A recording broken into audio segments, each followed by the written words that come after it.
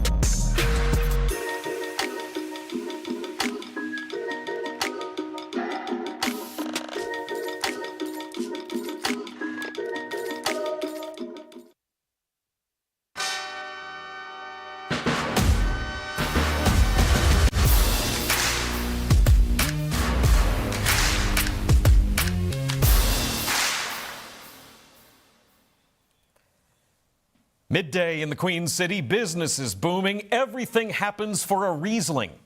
We're talking about the Cincinnati International Wine Festival. Let's do lunch.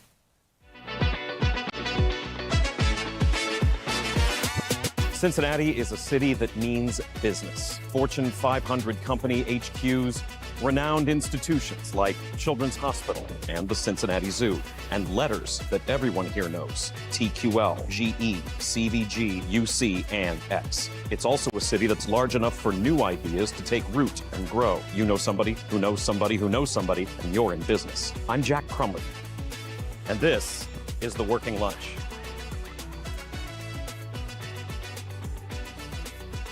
Hello, welcome to The Working Lunch. I'm Jack Crumley. This is our hour-long business show here on The Crown, where we bring you headlines about what local companies are doing, interviews with CEOs and local leaders. We try to squeeze in a bite to eat before you go back to face the afternoon, but in this case, we are squeezing in a little something to drink before the rest of the day. Cincinnati business headlines. A multi-billion-dollar deal in Kentucky. The AI company Anthropic has signed a 20-year lease with a data center under construction in Hancock County, Kentucky, expected to be worth some $19 billion. Anthropic is best known for its Claude AI program. There were ads for Claude at the Super Bowl. This major data center in Kentucky will supply Anthropic with the tremendous amounts of computing power to run its AI programs to the tune of about 400 megawatts of electricity by the year 2028. For comparison, that is roughly enough electricity to power all of the homes in Lexington, Kentucky. It is 33 times the population of Hancock County, where the data center is being built. The company that's building the data center is TeraWulf, which used to be a crypto mining company. It is planning on bringing that data center online next year. Like many other proposed data center projects, this one also has a community petition being circulated against it. Shares of TeraWulf went up 16% after the lease announcement yesterday. The state of Ohio could be on the hook for a big bill if things don't change soon, though things are trending in the right direction. Ohio's payment error rate when it comes to SNAP, food stamps, was over 6% of errors last year. It's a big improvement from years past, but if the state doesn't get things under 6% for next year, Ohio will have to pay part of the cost of the federal food assistance program itself, 5%. That works out to more than $160 million. That's all part of a new law out of Washington that was part of the One Big Beautiful Bill Act. These incorrect payments aren't necessarily the result of fraud specifically. The Cleveland Plain Dealer reports that the state is trying to figure out if the incorrect payments are at the county level, where there are new federal requirements and tight staffing to pull those requirements off, maybe the state's computer system or recipients themselves filing incorrectly. That potential $160 million penalty that the state is looking at represents 0.5% of Ohio's $30 billion general revenue fund. Restaurant news today. Pretty big change is coming. We don't quite know when yet, but Quan Hapa is closing. The good news is it's for growth. The Lang Tang Group is shutting Quan Hapa down at the end of this month, so it can relocate things to the spot on Vine and 12th Street where Taste of Belgium had its big main location for years. The new restaurant will be a full Vietnamese restaurant and bar called Ya Di, which means like let's go as part of a drinking cheers. I'm trying to get up more on my international drinking cheers trivia. There is no word yet on when this new spot will actually open. I have been told the state of that former Taste of Belgium space needs quite a bit of attention, and the transition is going to take several months. Expanding to a full Vietnamese menu could be a really shrewd move for ownership. Remember how big the turnout was for Asianati Food Festival and how big that's been for the last couple of years now? Well over 100,000 people showing up for a couple of days in a relatively small stretch of Court Street. There is clearly a market for such food. We will keep you posted on when Ya Di plans to reopen. Really looking forward to checking that one out, and I'm sure that city leaders and 3CDC are happy about finally finding a new restaurant to fill that primo space that Taste of Belgium shut down nearly a year ago before the group filed for Chapter 11 as well. For today's Big Bite, Cincinnati has so many connections and histories with things that you wouldn't expect. We have the oldest professional fire department in the country. A P&G scientist is the one who developed the Pringles can here. Uno was invented in this area in the 70s. And Cincinnati also has a really interesting connection to America's wine industry going back more than 150 years. Take a look at this bit from Atlas Obscura.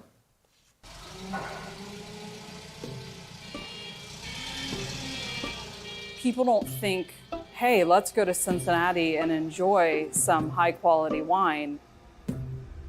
but this region kind of spanning out from Cincinnati was covered in vineyards during the mid-1800s. We were producing more wine here than anywhere else in the country. They are like woolly. This wine history was lost. Why is that? I don't know. But what I do know is that there's a legacy here that was worth exploring. There was also some beautiful wine that I had had from here that made me a believer.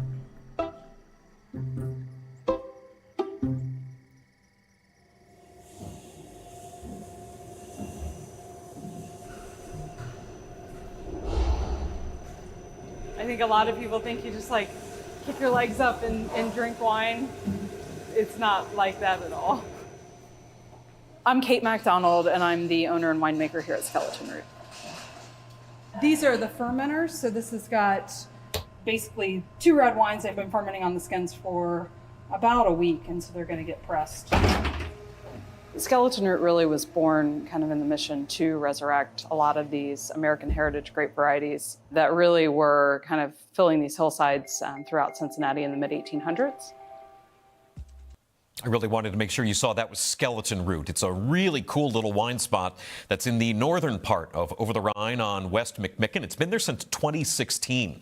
One of several wineries in this area, but going back in time, it was the 1850s when the Illustrated London News announced that the entire world should be grateful for what Cincinnati winemaker Nicholas Longworth was doing for that industry. Yes, that Longworth. You're going to hear some names in this piece that played major parts in shaping this city. He studied law under one of Cincinnati's first millionaires, Jacob Burnett. Sometimes land would be Longworth's payment. So he went into real estate in the early 1800s. Longworth also thought that Cincinnati was a primo spot for grape cultivation, even though it was really not much more than a frontier town at this point. One of his vineyards was on the hill for Mount Adams. From the 1830s through the 1850s, Longworth had still and sparkling Catawba being distributed from California to Europe. He's been called the father of American grape culture. The Henry Wadsworth Longfellow poem called Ode to Catawba Wine is dedicated to Longworth. Longworth really just had impeccable timing, if nothing else. Between getting the land and then getting a hold of the Catawba, he found that many of the German immigrants here in the Cincinnati area really enjoyed the wine that he was making.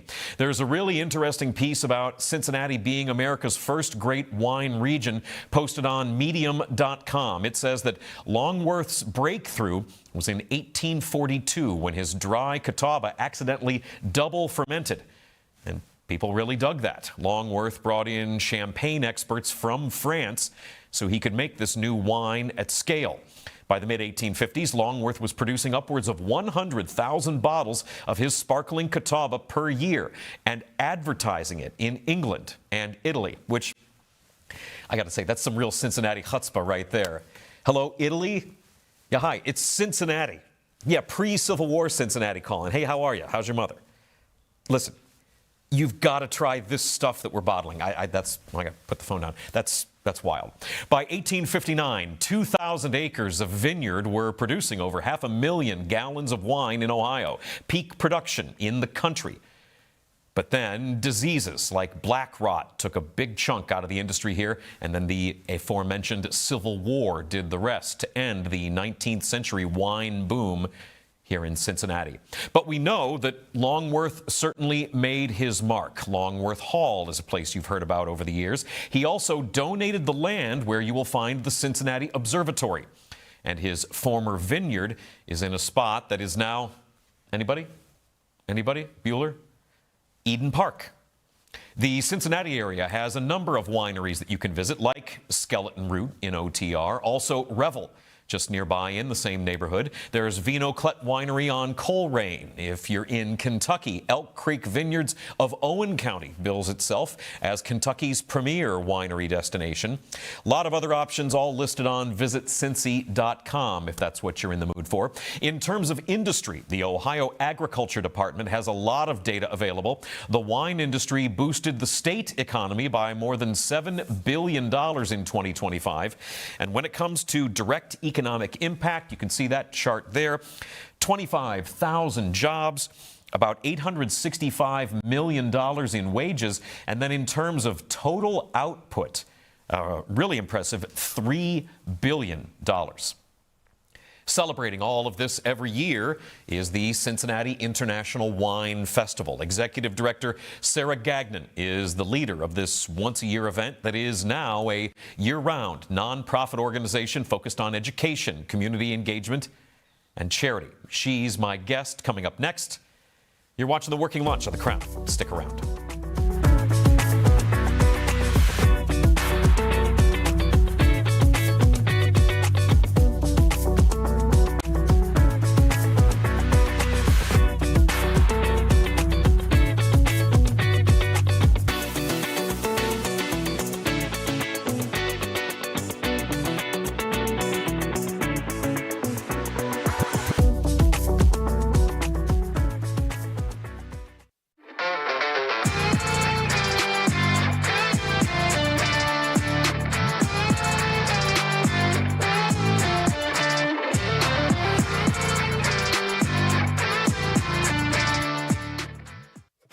This city has always had something to prove.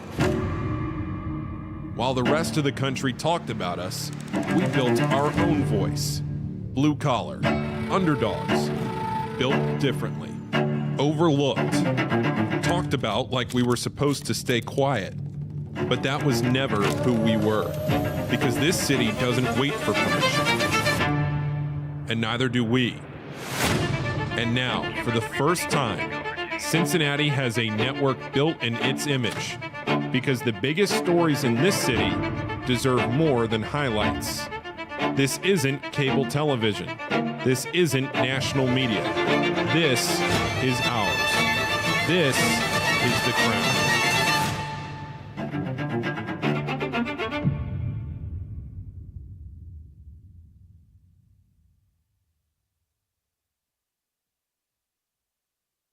The Crown has you covered. Start your day with the first word. Cincinnati's only morning sports show.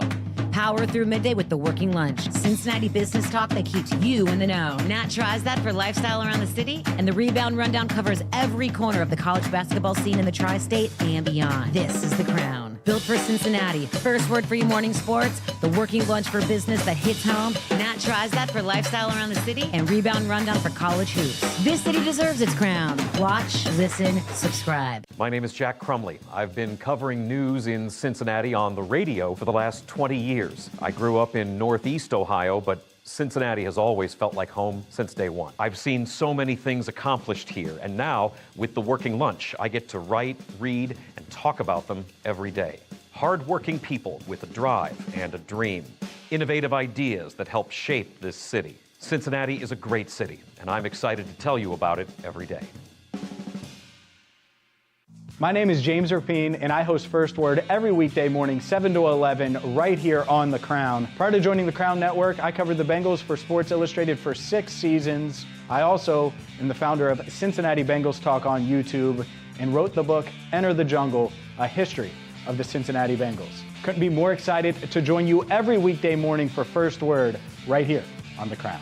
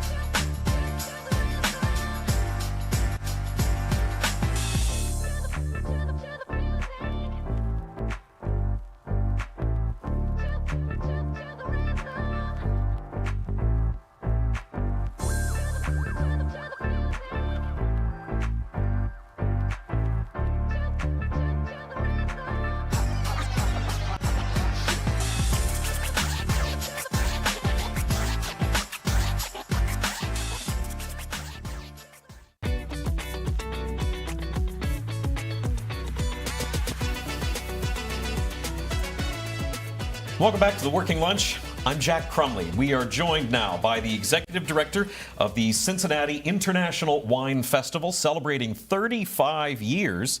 Congratulations on that, Sarah Gagnon.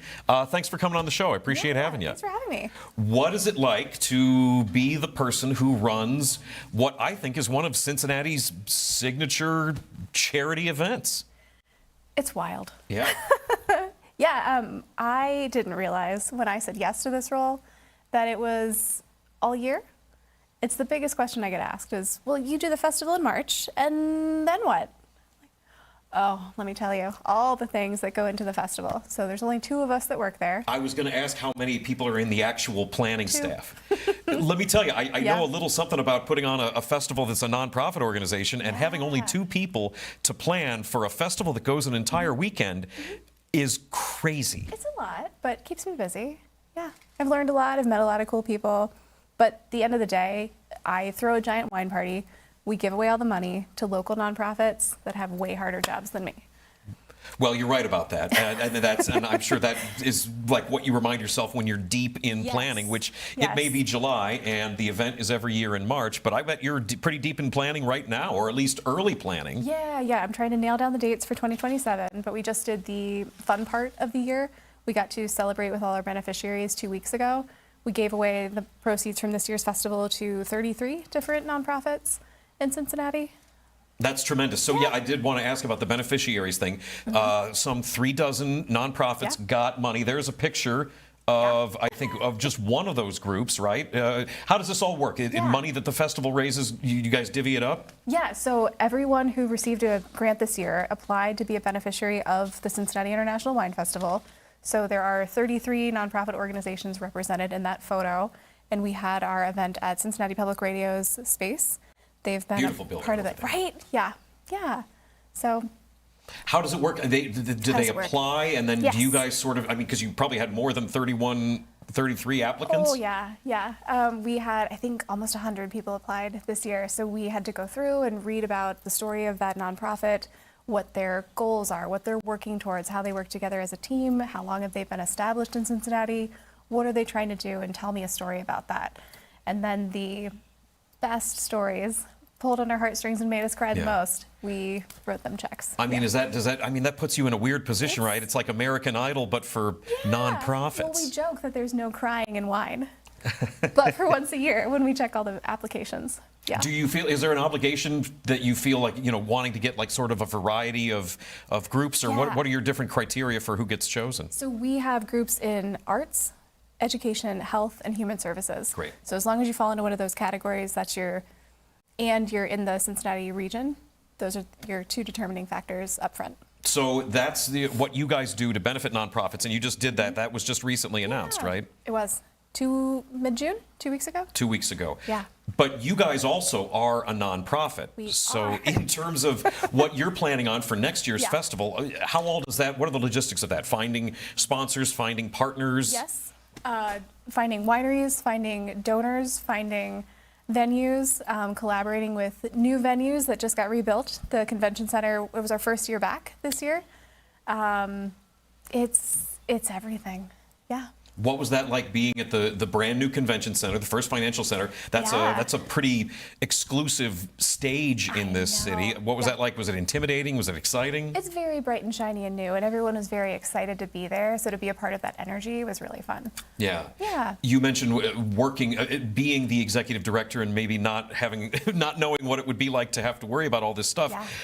The Cincinnati International Wine Festival, like I said, 35 years.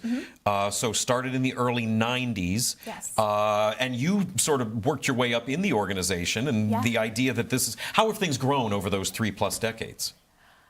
Yeah, the wine festival from 1991, I don't think it would recognize the wine festival from 2026. We still have the same mission. We've always been about giving back to nonprofits in Cincinnati, but the number of wineries that participate, the number of attendees that participate, the distance that people come to attend, it's just wild. Yeah, and like you said, you get to throw a big wine party, but that involves a lot of juggling, right? You've got it's 3 parts. Okay. So Thursday night we have winery dinners at local restaurants in the city. So last year I think there were 8 or 10. So each one is partnered with a singular winery. They do a 4-course dinner with only that winery. And you get the to, wine pairs nicely with the food. Yeah, because you get hopefully the winemaker to show up to that dinner and tell you about the wine and why it pairs with what you're eating. And then Friday and Saturday, we have the grand tastings. That's at the convention center, where we hand you a glass and say, go find something you've never tried before, enjoy it with your friends, find a great story, find your next favorite wine. We had over 800 to try last year, and people had a great time. Yeah, looks like it. Yeah, and then Saturday morning is the auction and luncheon. So those are people right there bidding on higher end wines that we kind of let people compete with each other. What are you going to donate from your cellar, and what is he going to buy it for? Yeah. Yeah. What is it like for you to try to market this festival? Because, I mean, obviously wine, the very concept of wine, I think, does a lot of, maybe it does do a lot of the heavy lifting for you as far as like, we're a wine festival, and anybody that sort of cares about whether it's, stuff you get at the grocery store, the really high-end stuff, do you guys have to cater to all those kinds of people? We do. So that's kind of the intention behind those 3 different events. So I like to say wherever you are on your wine journey, whether you just did a Tour de Franzia with your sorority sisters last weekend, or you just had your shipment come in from France, we have something for you. Yeah. And there's programming that you guys are doing all sort of throughout the year now. This is not just a wine thing for a few days in March. Yes. I know that you guys do the pop-up sale in January. Yeah, so that's a fun event. We partner with one of our beneficiaries, the Free Store Food Bank. They let us store all the wine left over from the festival, and then I should say, all the beneficiaries provide volunteers, because if there were only 2 of us running the festival... That's what I was wondering about. No. Every beneficiary, part of their application is to volunteer at the festival or the golf tournament in the fall. And one of the events they help with is the pop-up wine sale. So last year, we took 9 pallets of wine, broke them all down. No big deal. No big deal, just a Friday afternoon. Broke them all down, organized them into lots to sell at the silent auctions on site at the grand tastings, and then packaged mystery 6-packs in conjunction with the Cincinnati Cooks program on site at Free Store. So you could come to Free Store, have a little cocktail party, and leave with a little mystery 6-pack. And if you made friends at the event, you could trade. Oh, that's a great call. Yeah, Yeah. Sure, of course. And this is a very social, collegial thing, right? Everybody's sort of talking. And yeah. How much of it is you get people showing up that, like, maybe more purists that think it's about sipping and tasting and then, like, I don't know, spitting out into the bucket, and then others who are just, hey, I would like to come out and hang out for a couple of days and drink wine with people? Yeah, well, I mean, kind of back to your question when you said, how do you talk to all these different people? It's hard to, or when I came here 5 years ago, it was a lot harder to tell a wine story because you had to say something different to everybody. I was like, what if we just open the door a little wider and say we have something for everybody? And you come to this event and you come to this event, and I'll tell you about this, and we'll make wine less intimidating over here, but we'll also make you feel catered to over here and have your luxury experience. Was that a tough sell, making that change after things have been going for like 30 years at that point? It's hard to inherit a legacy. Yeah. For sure. But when you have good intentions and you just remind everybody, we're here for these beneficiaries who are doing the hard work with cancer support, grief support. 33 is a lot to remember. Sure, yeah, Arts and education, big things. It usually tugs on the heartstrings and gets a yes. What do you see as far as response to the event itself? Do you guys track data as far as who shows up for the event? Is it mostly locals or people traveling in to visit this every year? So people from the wineries come in from international. It is still an international wine festival. We're trying to get it more international. There's a lot from California, but attendees are regional. Kind of, I'd say within 6 hours, people come in. That's pretty great. Yeah. So the wild thing I learned about the wine industry is how people jump around. So this year I represent Tina's wine, and next year I'm going to represent Steve's wine. So watching all those people transition and building a relationship. People working in the industry. Yeah. So now people are coming in from the region to see, like, okay, well, does Steve need a new person to represent his wine this year? Yeah, there's a networking opportunity there Yes. for these professionals that For are sure. representing various. Yeah, boy, is there any like internecine like I didn't mean that word sounded far too complicated for what I meant. Is there rivalry between vineyards that then gets really mixed up when you got people that are switching jobs? Yes. Yes. So the first rule I learned at the wine festival is every wine is the best wine ever, because somebody put their heart and soul into that bottle. Doesn't matter if it's $5 or $500. Somebody really cared in making that and put a lot of time and energy into it. So even if it's not the wine you choose to buy and put in your cart, you have to treat everybody like they all came here for the same reason, to show off their wine and have people enjoy it. Every wine is somebody's favorite. Is there do you serve any function within the festival itself of like highlighting certain things to folks, or is it really just I'm opening the doors and you guys can sort of find your way? The biggest highlight we cast right now is on the honorary chair. So every year we feature a winemaker who comes in and they're a part of every single event we do. They host their own dinner. They're featured in the auction and luncheon. They're the first booth you see when you walk in the door. This year it was Mount Veeder Winery from California. Okay. Yeah, that's my biggest independent highlight, but we might have other ideas coming up for 2027. Does having that honorary chair, that takes the pressure off of you, right? That then somebody else can sort of be the person out front. Yeah, they get to be the spotlight. They're the face of the event for the weekend. I'm just behind the scenes running the show, doing the interviews, but still. Yeah. Listen, we're happy to have you here. We are going to take a break.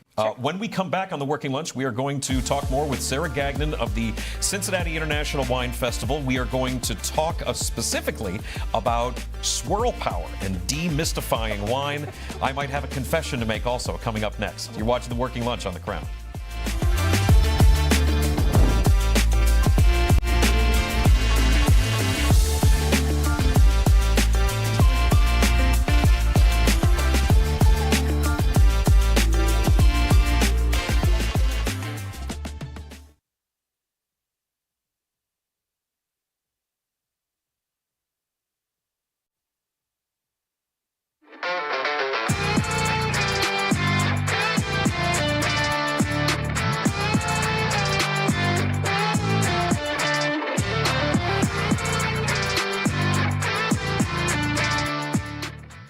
What is The Crown? It's simple, really. Authentic Cincinnati entertainment.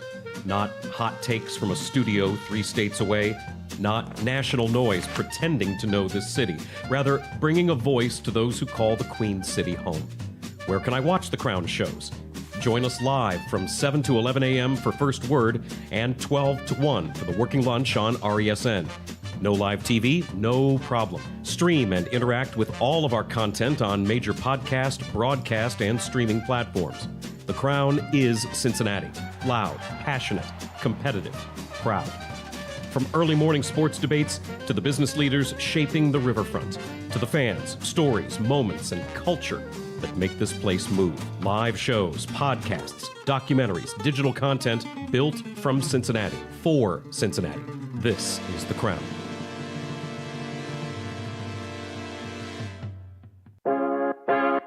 Hi, my name is Natalie Jones. Just your typical 40-year-old Cincinnati girl. Although, no, I'm not married or divorced. I don't have any kids, and I don't live in the neighborhood I grew up in, which is the West Side, by the way. But what I do have is a lot of freaking time, and I've been using it well. So come along with me on this grand adventure, because I've been trying all the new around town that you need to know about. This is Nat Tries That.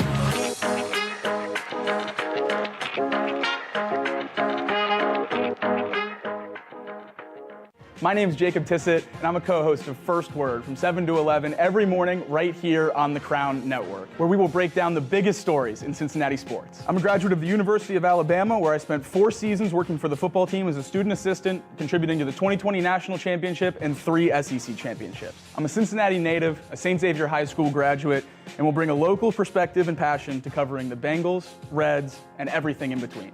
I'm excited to have you join us on First Word. Hey, I'm Marissa Contapelli, one of the co-hosts on First Word and a features producer here on The Crown, where I will be out and about in Cincinnati bringing you the stories that you need to hear in the Queen City. Now, I know I'm from Cleveland, but I love my Cincy sports. I've been in Cincinnati for almost a decade now, spending the last 8 seasons with the Bengals as a team reporter and senior producer. I am so excited to be a part of the team here at The Crown, and I can't wait to bring you the latest from around the city.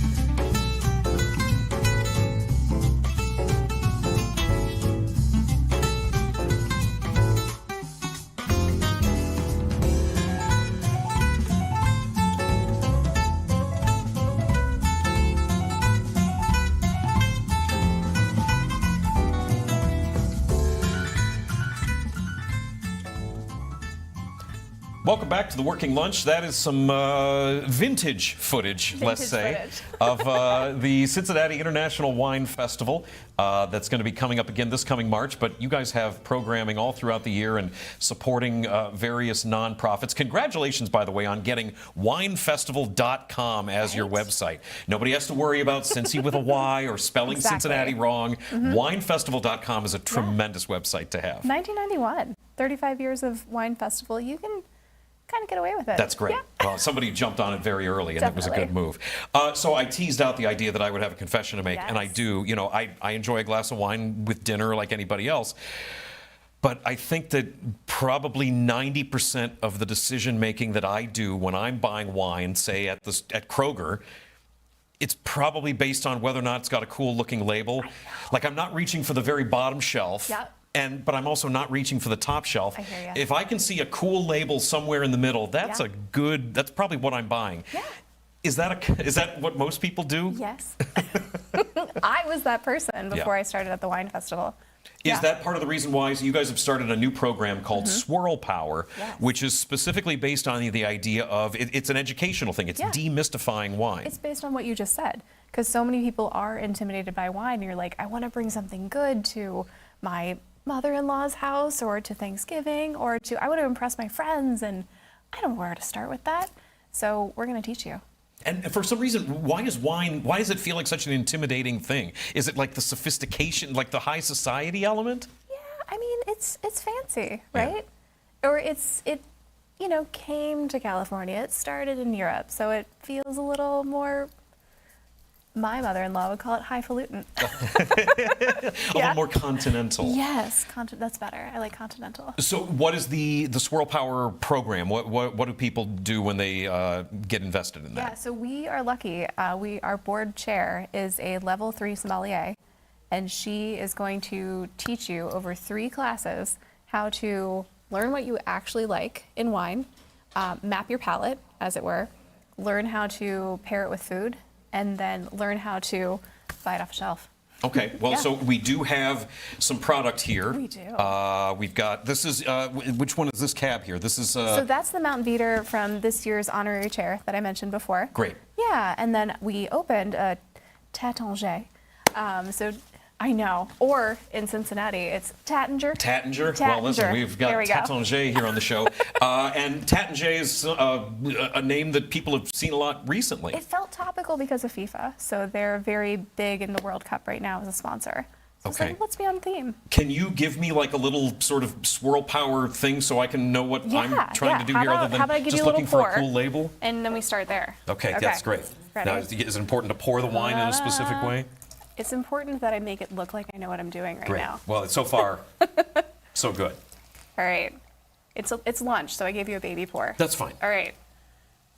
So. Okay, thank you. So first, just give it a sniff. Just give it a sniff? What do you smell? Just be chill. Just be chill. Yeah. Just be chill. Welcome to being a show host. It's just wine. Okay, yeah. I mean, this is a rosé, so it's a little flowery. Here's the thing. If you smell it, it's in there. There's no wrong answer. There's no wrong answer. I love tests like that. Okay, so you give it a swirl and you give it a taste. Yeah. Because the swirling like unlocks the smell, right? Yeah. Mm-hmm. You're a professional. Well, what can I say? You know say? what you're doing. I've been drinking wine for a long time. Okay, yeah, and because it's a rosé, there's a crispness to it. Mm-hmm. A little bit of maybe, I don't know, citrus and apple. It's sort of very what I would think are common, normal rosé type flavors. Great for a warm afternoon after you get off work today, right? Sure. In a Cincinnati summer. Great for a warm afternoon sitting here in a chair in a studio. Right? So we're trying to teach you to feel confident about what you're smelling and tasting. Yeah. And then learn what you do and don't like. So I have a fun thing that my board chair loves about me. I always can find the things I dislike first. So, which are her favorites, which is always a fun bottle to drink with her. You guys are like two sides of a coin. Yes, yes. So if there's any stone fruit, that is not a wine for me. What is it about stone fruit that you're not into? It is not my fruit. There's just something about that flavor that just immediately hits me, and I'm like, okay, and what's next? Well, and, you know, a lot of people stay away from red because of the tannins, right? And other people stay away from the white because They don't like chilled wine. Yeah, and there's so many stories about wine too. Like if it's white, you have to drink it chilled, or if it's Right. red, you have to drink it room temp, or it's wine. Just Yeah. enjoy it. I mean, is that a big part of the Swirl Power program? Is that like it's not about being right or wrong? It's about like just sort of know thyself. Yeah, exactly. Like be confident in what you smelled and tasted, and then learn to love that about your palate, map your palate, and then be able to define it for your friends and enjoy wine on a different level. Interesting, yeah. Enjoy wine on a different level. You have been the executive director of the Cincinnati International Wine Festival for a few years now. 3 years? For 3 years, but Yeah. before that, like you were the event person. You've worked your way up in this organization. Yeah. How have Yeah. you seen things evolve and change over that time? Yeah, I mean, it feels like, looking back, it feels like a lifetime ago, Yeah. but 5 years. It's the biggest thing about moving from the event role to the executive director role was the spotlight. Being in the spotlight instead of just pulling the strings behind the scenes. Well, Yeah. and you are a very helpful last-minute guest on a business TV show, so Hey, you're thank you making it for easy on being me. game for that. Yeah. Before you were with the Wine Festival, you had quite a bit of experience at the American Sign Museum, I did. which I got to say is one of the coolest tourist attractions, I think, in this city. It's great. How did that, working in that position, there's some Yeah.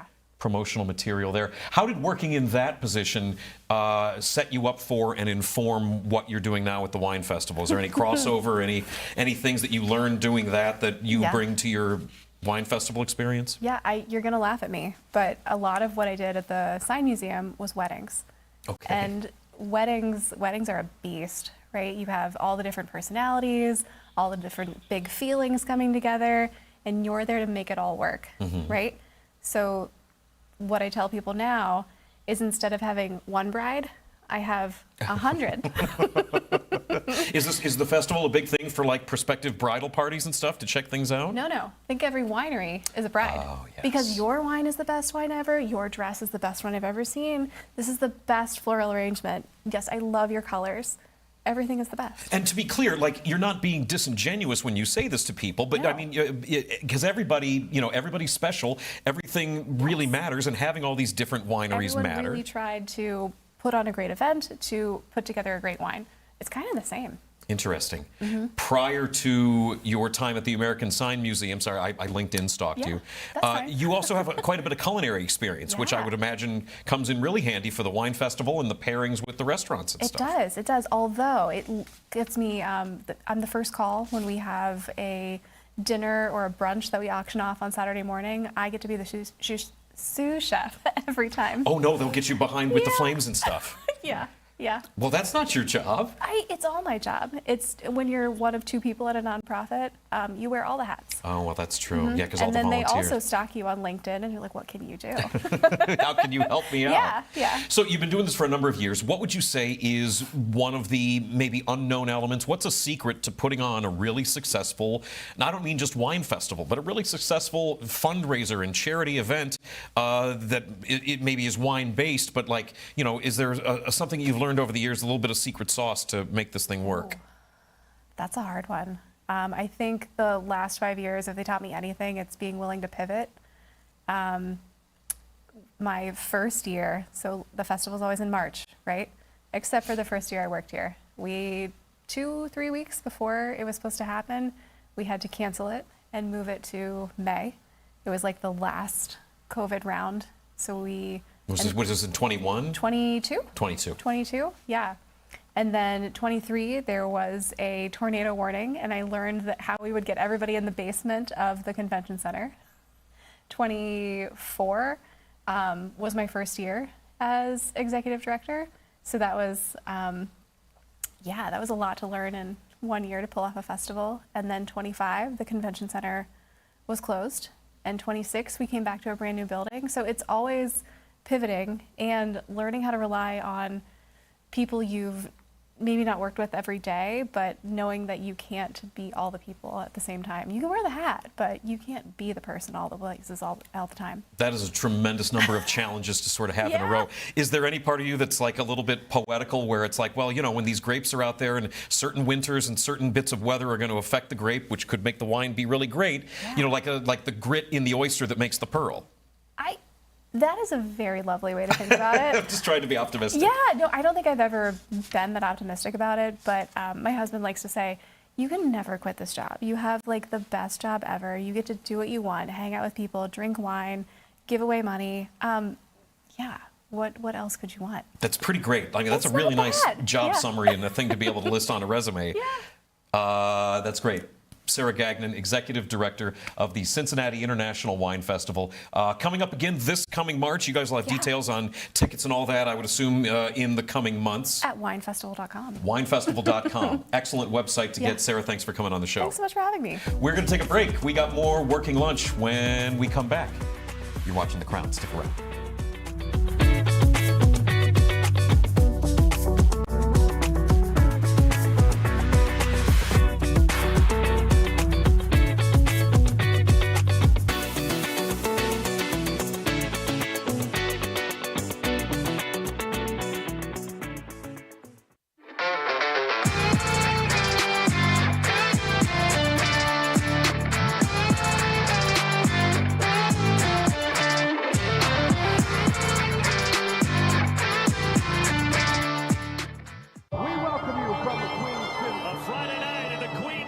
Cincinnati, Ohio. We welcome you from Cincinnati, Ohio. Nick Hamlin, the fan favorite, to put it away. Touchdown, Cincinnati. Oh, what a catch. Cincinnati can score. And look who scores in the bridge game.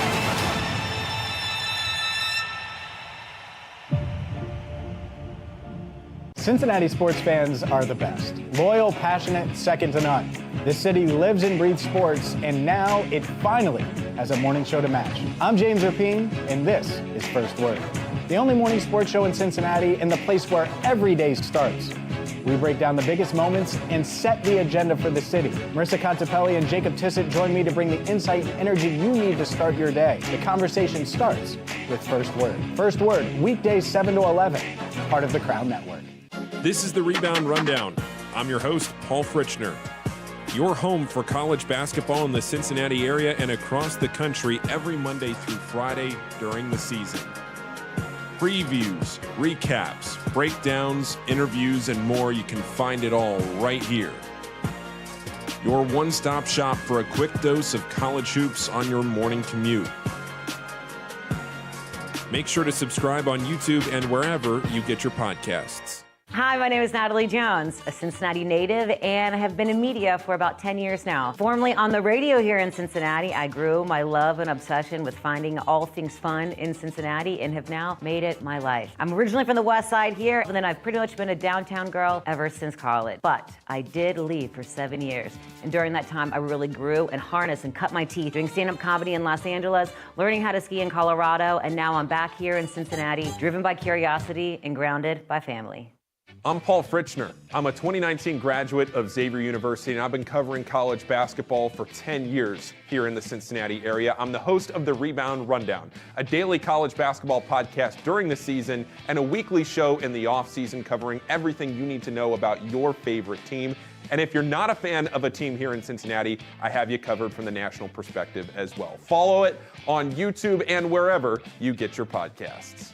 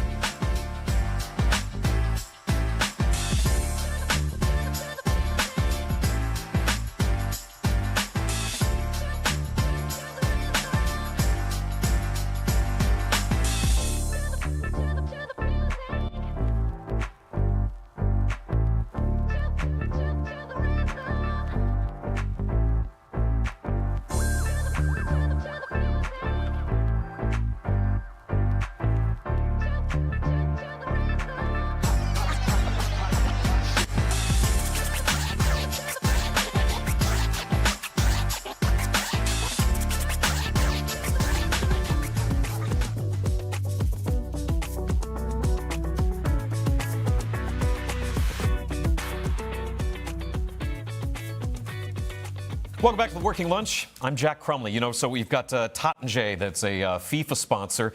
In terms of the world of sponsorships and various sports, it is probably worth noting that Monster Energy is now a big partner with Big 12 football. That's going to have a bunch of interesting branding all over that. Tottenjay doing FIFA sounds like that's a good pairing as well.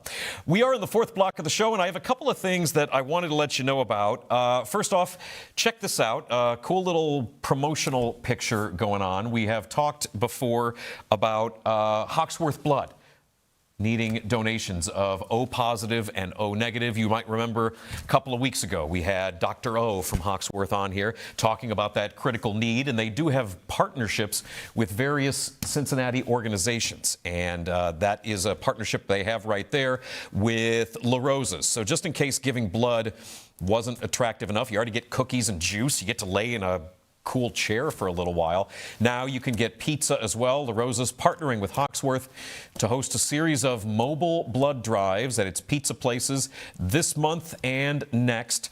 The next one coming up is going to be next Monday at the Newport La Rosa's on Carruthers Road. If you give blood, you get a coupon to get you a small 2-topping La Rosa's pizza. You also get a Cincinnati Favorites tote bag and more. We love that. Love those partnerships with Cincinnati Favorites. That's a good thing with Hawksworth, trying to get what they need to keep people alive and healing from various things here in the summertime when blood donations are a little bit rough. Do have one other thing to send your way. Do we have time for that? Yeah, let's hit this. You're right. Optics matter.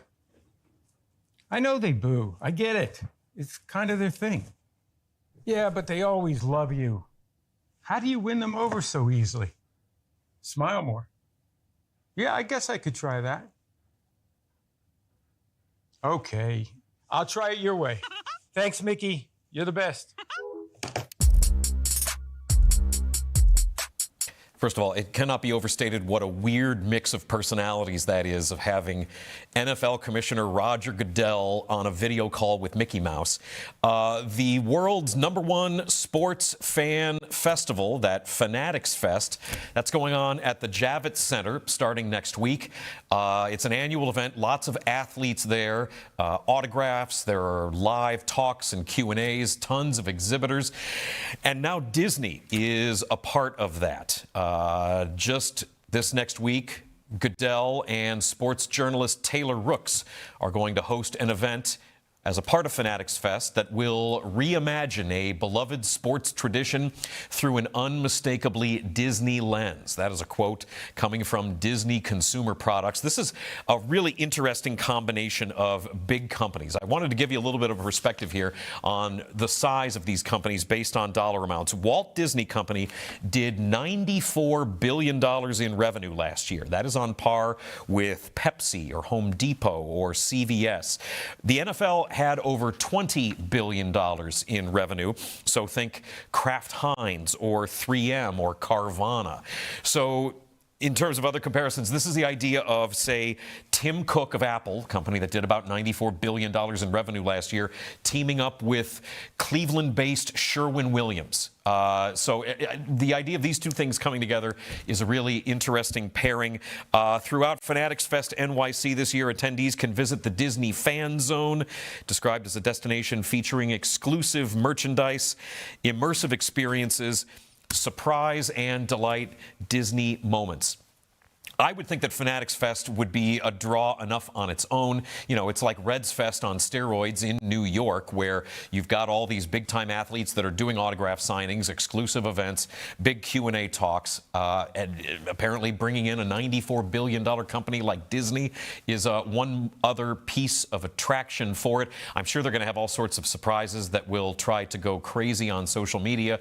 Again, that's happening at the Javits Center next week in New York. Fanatics Fest folding in Disney here at the last second, and having NFL Commissioner Roger Goodell meeting with Mickey Mouse in a video call over the phone is an interesting bit.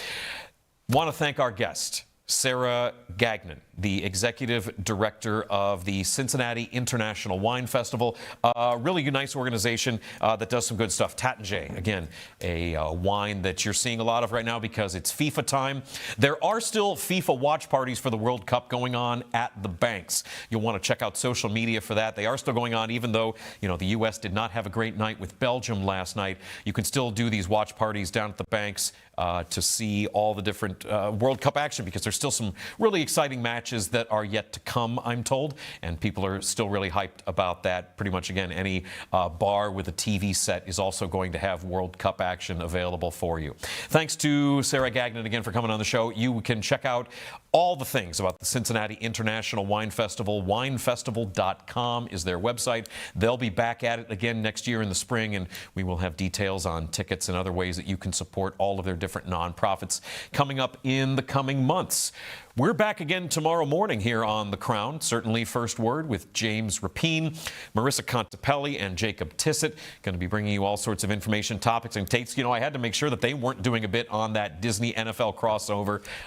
It certainly got my attention, and I wanted to give it to you from a business perspective. They may have some more ideas about that tomorrow morning. Check that out here. 253 on Alta Fiber, channel 999 Ohio on Spectrum, 159 in Northern Kentucky if you're on Spectrum. If you got good old-fashioned, regular over-the-air television, we're on 19.3. But more importantly, stream us live or on demand. That on-demand part is big. CincyCrown.com. YouTube, you can get a live audio feed. If you're on Mixlr, you can get audio feeds. I've had people ask me this. How can I get an audio feed of the show? Spotify, Apple Podcasts, and iHeart Podcasts are all a way of doing that. Natalie Jones is another one of our talents here. We've got a new Nat Tries That, I'm told. Is that out today, Josh? Nat Tries That out today. Trying something really interesting. Natalie's, the stuff that she's trying out is stuff that I would never in a million years do, like this week's show, dirt biking. I'm told that she catches air, which is really exciting. And then, of course, the Nat Jones Show also this week, doing interviews with really interesting people that Natalie finds. She does a lot of research and puts in a lot of work to find interesting folks to talk about and get interesting things out of them, games they play, and more.